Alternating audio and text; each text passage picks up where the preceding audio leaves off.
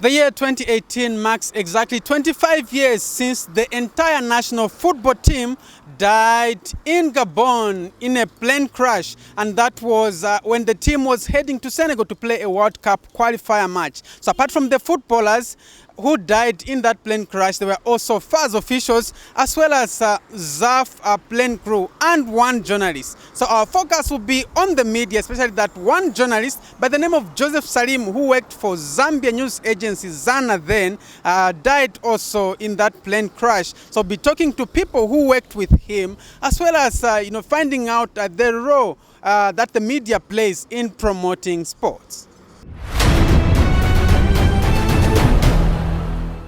Masha Chiremena is a veteran broadcaster, and he was at that time sports producer of the Zambia National Broadcasting Corporation, ZNBC. He recounts his story on how he was supposed to be part of the flight to Senegal.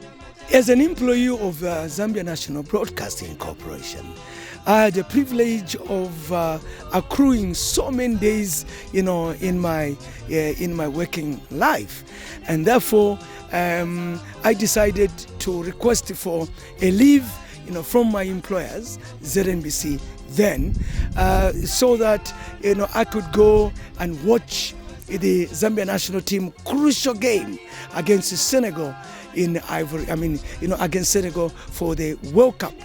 And because I was, on leave, then I had the privilege of getting permission from Mr. Winston Gumbo, who was the vice chairman of the Football Association of Zambia. Remember that that time we did not have the position of president or vice president, or rather the philosophy of president and vice president. It was a chairman and vice chairman. So I went, to seek authority from Mr. Winston Gumbo, so that I could, accompany the team. And Mr. Gumbo, after consulting, with his, brother, the late Michael Mwape, a great, human being, authorized that I should, accompany the team. After all, I was on leave, so I was like the 12th player, as a fan who was going to, support the team. So I was given the privilege, to travel on condition that I should, pay for my own accommodation, in Senegal, and I must also pay, for my own food while I'm there, for that game. And at that time, modern, to get the foreign currency, the dollar in particular, was very difficult. You had to come from a very big family, to get, the dollar, with you. Otherwise, ordinary Zambians, it was difficult, unless of course for serious businesses, because at that time we did not have the forex, policy, which was common in our country as it is today. So I managed to get, the support from the Football Association of Zambia, and there was one Indian brother from Kamwala trading area who was prepared, to help me on condition that I brought him change. So in other words, if he gave me, say, $1,000, then he would allow me to use 500 and then bring back 500 to him. That was in place, and it was all systems go, not until the 11th hour. So I kept on going to Mr. Gumbo's office in town, and coming to Kamwala, going back to Mr. Gumbo to let him know and reassure him that certainly this gentleman is going to give me the money. Due to the non-availability, of this Indian brother, from as early as 11 o'clock to about, 1700 hours, which was 5 o'clock, and the plane was leaving at 18 hours. At the Ndeke, airport, because, the team was using, a military plane, so to say. I was left by 30 minutes. And when I got there, I found that there were two other footballers who were dropped, I think because of lack of space. And that was Axon Skad Shimbala, was a striker from Changa Rangers, formerly of Mufulira Wanderers, and also the Power Dynamos, goalkeeper Martin Mwamba. Then plus myself, that meant 3 people, missed that flight. I can just imagine the feeling when you just arrived home with your bags and when you had already said bye to your family. It was a very sad moment for me, to get back home without boarding the plane, because that day ZNBC kept on reading the news items. The team is leaving at 18 hours. They will have this program at Zambia Army. The commander has prepared, a farewell party for them, and it was very exciting. I should have been there as well, but I missed the plane, and my wife couldn't even ask because she could see from the body language that I was sad. I didn't even sit in the sitting room. I went straight, into our little bedroom to go and have a shower and perhaps have a meal and settle down. And my sweet wife started asking me, what happened? Why didn't I go? Why have I come back? So it was a sad moment, I can tell you that. The following day, obviously, that's when news broke. How did you hear the news? After I was left, by the plane, I slept like a one-day-old baby. I couldn't wake up, to watch television, to listen to radio, so it was just a sour day for me, to so say. More than one of those days that you would call a bad day at the office, although I didn't go for work that day. So I probably overslept, under inverted commas. I woke up around 11 o'clock. So between 10 and 11, and that's when I think I must have woken up about 10 o'clock. So between 15:15 and 11 o'clock, that's when I went to town, at Tontos there. So that's where I met this young man. So the moment he saw me, he started shouting, "Mr. Television Man, Mr. Masha, your team died yesterday in Gabon." And I said, what? First of all, I couldn't believe what I was hearing. I couldn't believe it. So I sort of came close to him because he was somebody that knew me. So I got close and then said, "Look, Mr. Masha, are you aware that your team died at midnight?"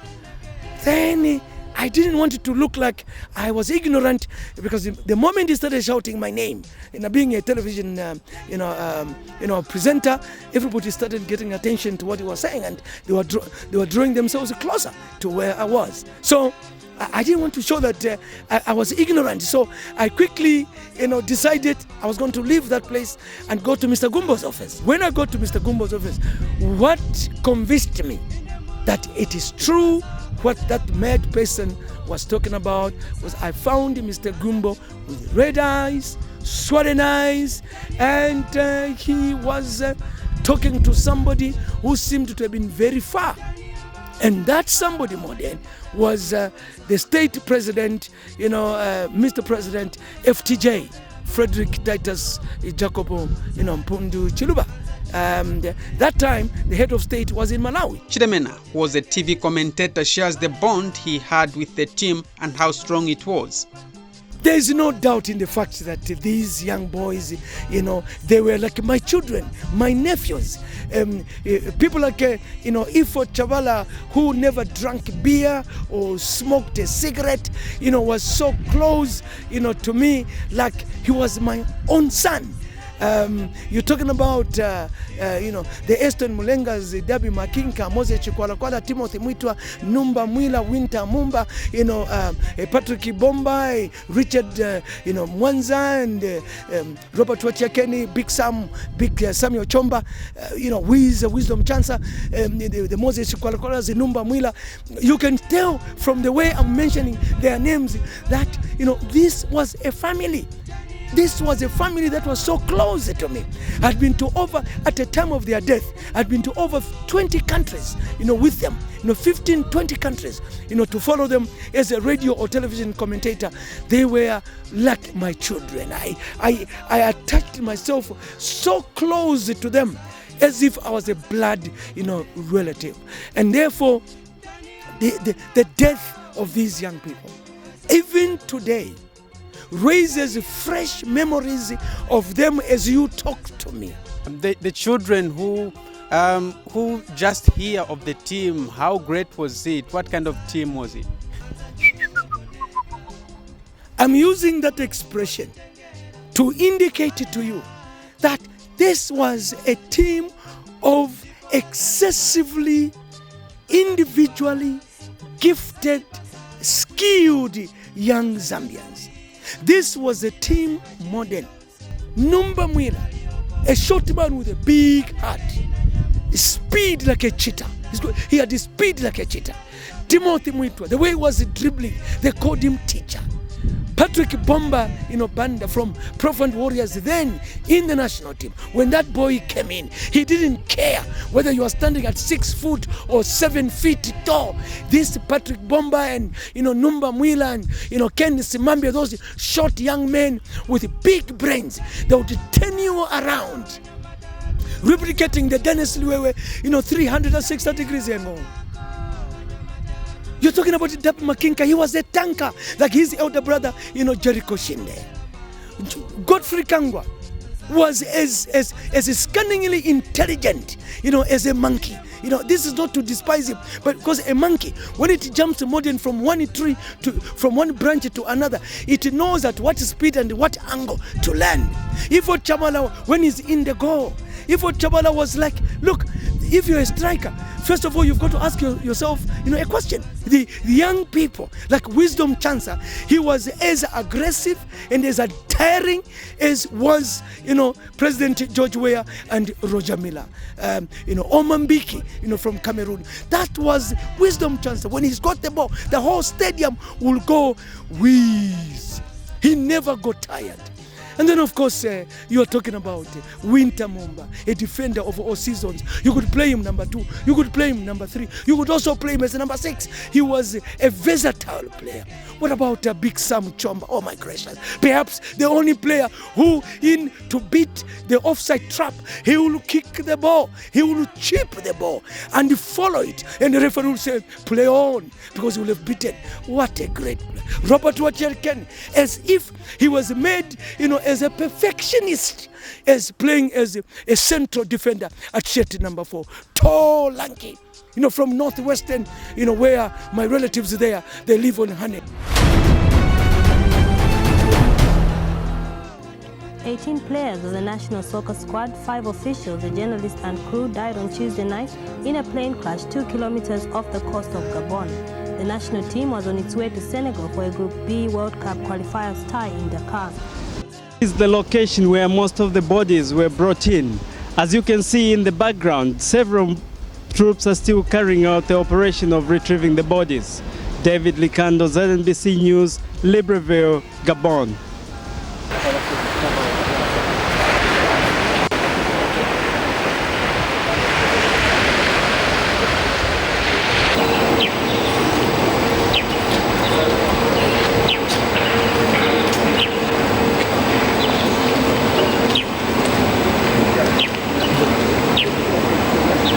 This is what you can see happening here at the Lusaka International Airport this day, when a dark cloud has gone over the skies of Zambia.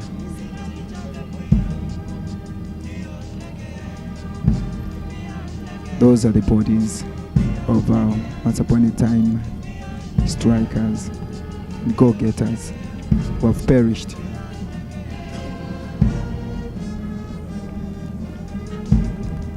We've had people have expressed their sorrow, their grief in different ways.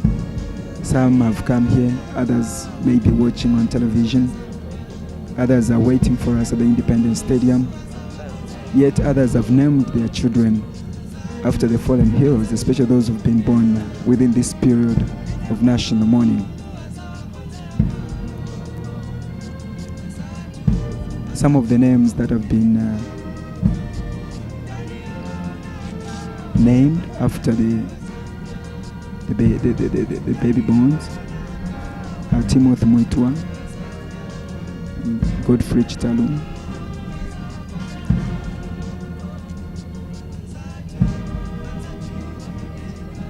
so this just shows how much respect the people of Zambia had for our departed brothers and sisters.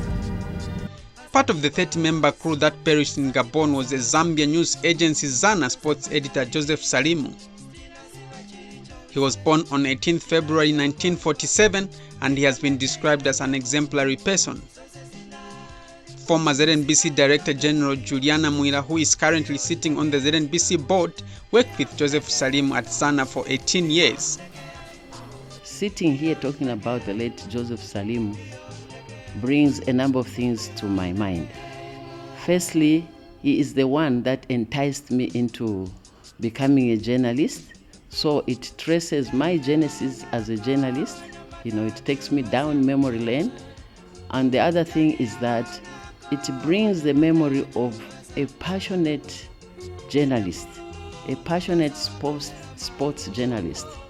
Unfortunately, the time the Gabon disaster happened, I was away in the US doing my degree program, and I just got the news through a Cameroonian who ran all over campus saying, there's a Zambian, I've heard of a Zambian lady, and he bounced into me and broke the news.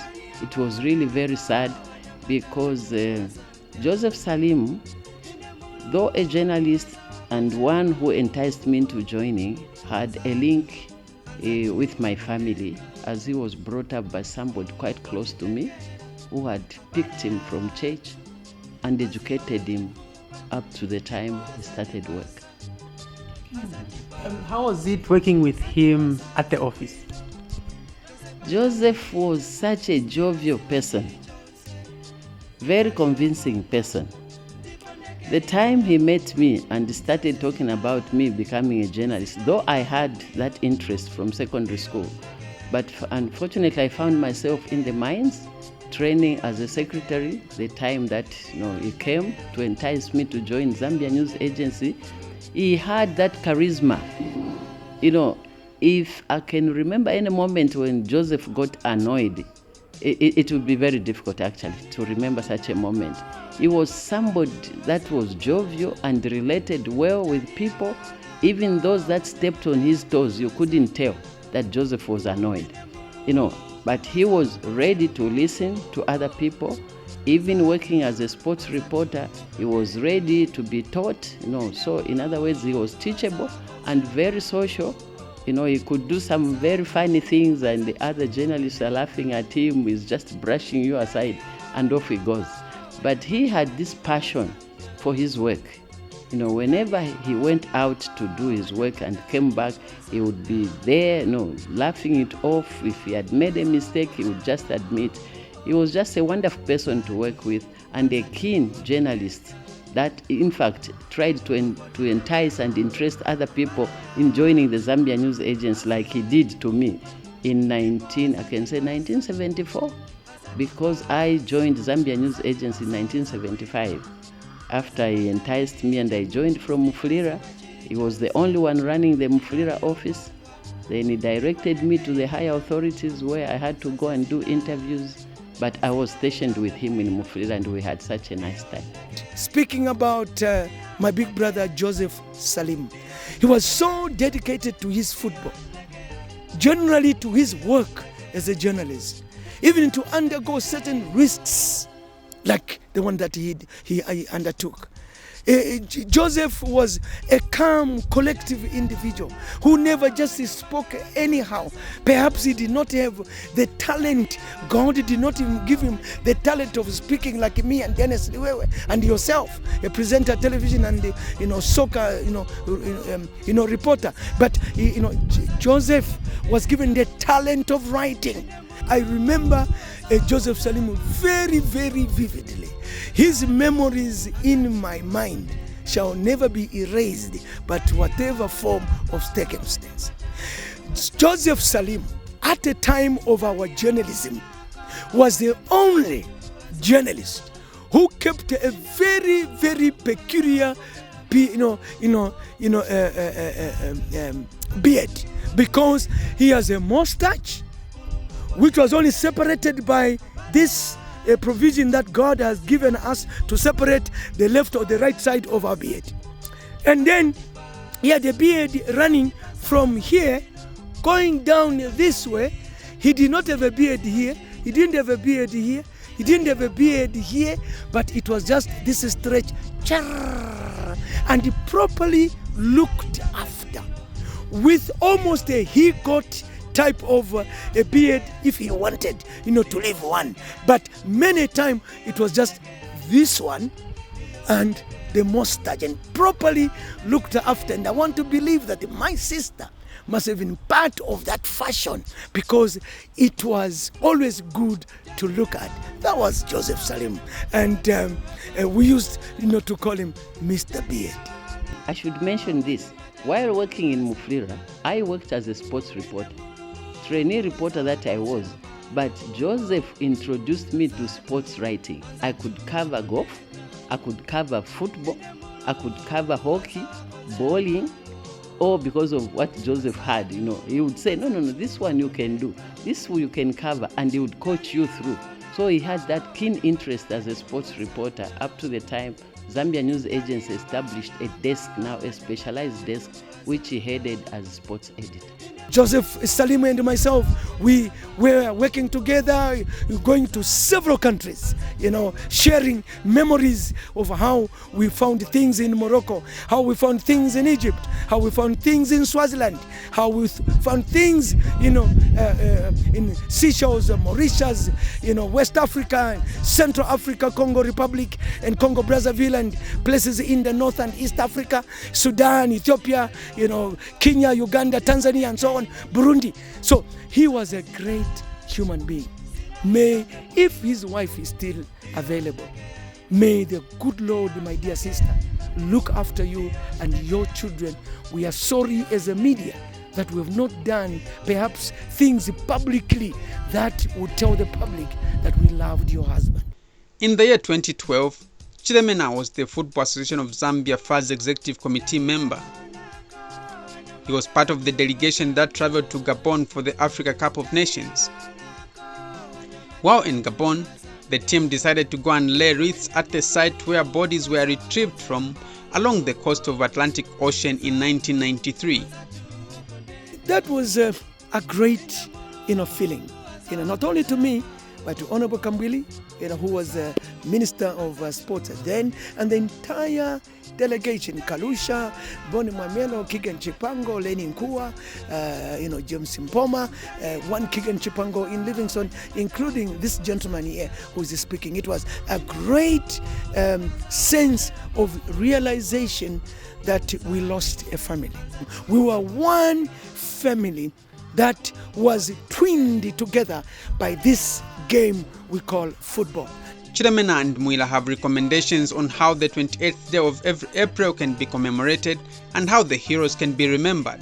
That was a very sad thing, but let's remember the people that died for what they contributed to nation building, for what they contributed to their various fields of operation. For instance, Salim contributed to the journalism sector. So let's remember him for what he was, and talking about him, let people try to say, okay, let me be like Salim. He was so keen, and sometimes he had to fight on his own to ensure that he traveled or he went out of Lusaka to cover some event. So my appeal would just be, let's remember our colleagues that perished for what they contributed to football, to national development, and to the journalism sector. We have mourned enough. We have cried enough. Let us now begin to garner programs that will celebrate the lives of our brothers. Let us, begin to organize programs that will encourage us to do good things, because these men, they stood for what was good.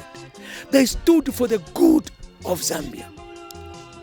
These men were destined, to lift Zambia from the lower levels of recognition to the higher levels of our football in the world, organized by FIFA, CAF, FAS, and other football associations in the world.